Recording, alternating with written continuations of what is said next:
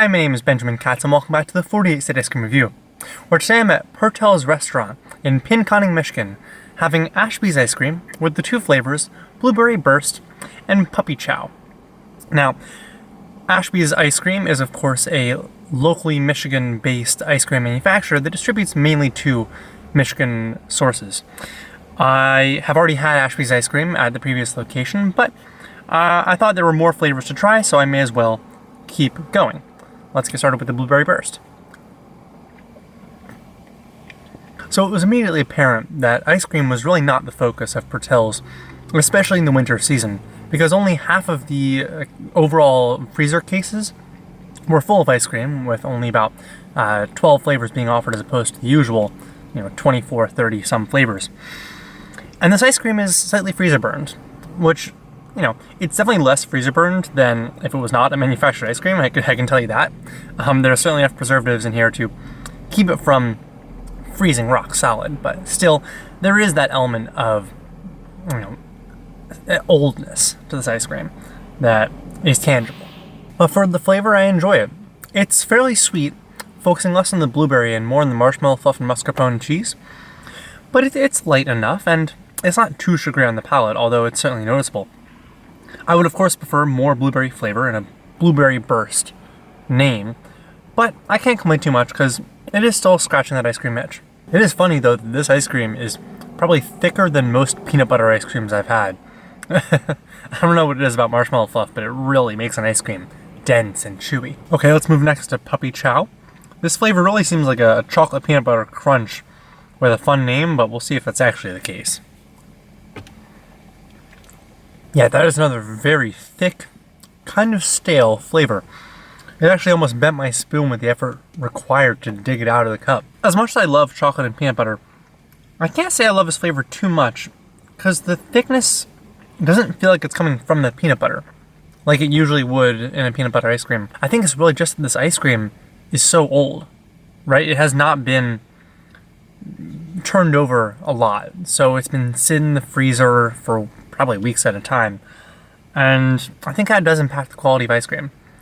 And it does make sense why an ice cream shop would close for the season if they're not able to churn through their batches as often as they would like to. There is a sort of expiration date for ice cream, not for the, safety to eat. Ice cream will be safe to eat essentially forever. It's freezable, right? But part of the expiration date isn't just for, the food expiring, but also for the taste reducing. And ice cream can go stale, or at least what I call stale, which is the flavor is losing a bit of that oomph, and the cream getting icy and losing that airy texture that I love about ice cream. I would definitely say that this ice cream has gone stale, which does not make it bad. It just makes it less good than it could be.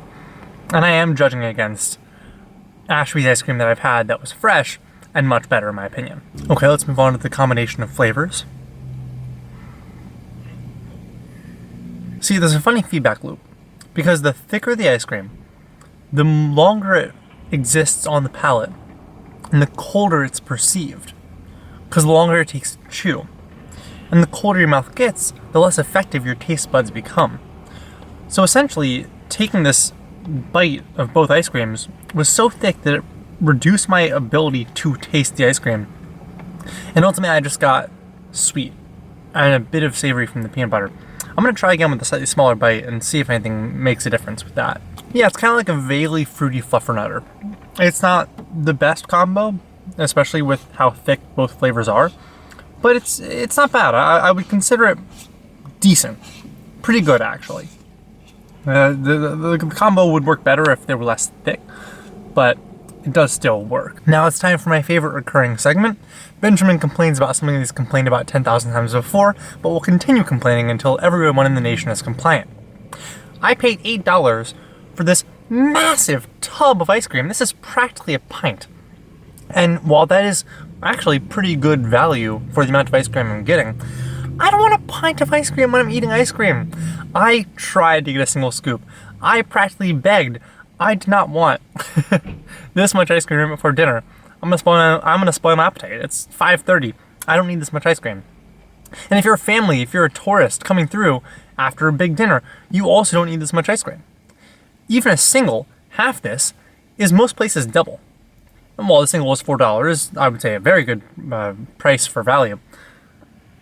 And it's too much ice cream, and you're not being given the choice to have multiple flavors in one scoop, right? I think that's my biggest issue, is that why are you not allowing me a split single? There is practically no reason. I would love to advocate that every ice cream shop offers a split scoop single. Even charge me $50 to $1 extra, right?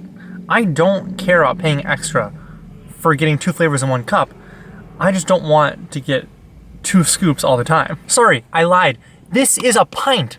This is a pint a cup. It's not almost a pint. This is a pint. I don't need that much ice cream. In a restaurant too, where you're serving ice cream presumably after someone has their meal. A family of 4 could barely eat this for dessert. I swear. Why? Why? I see it so much, especially with manufactured ice creams, where they have sheer quantity, so they're getting rid of it. But be more reasonable with your ice cream portions, please. And so that brings me to my closing thoughts. If you're looking for ice cream in the dead winter of Michigan, Purtell's restaurant is serving Ashby's ice cream, which is manufactured ice cream, but it is still made in Michigan, so I would give it a pass. While they're definitely not churning through their ice cream as fast as they could be, and this ice cream is stale itself, it is still scratching the itch, and there really are not that many places serving. So, if you're in Pinconning on the way down south from the north, I would say stop by Purtell's. But otherwise, if you're in the summer, or if you have any other options, I would probably choose those instead.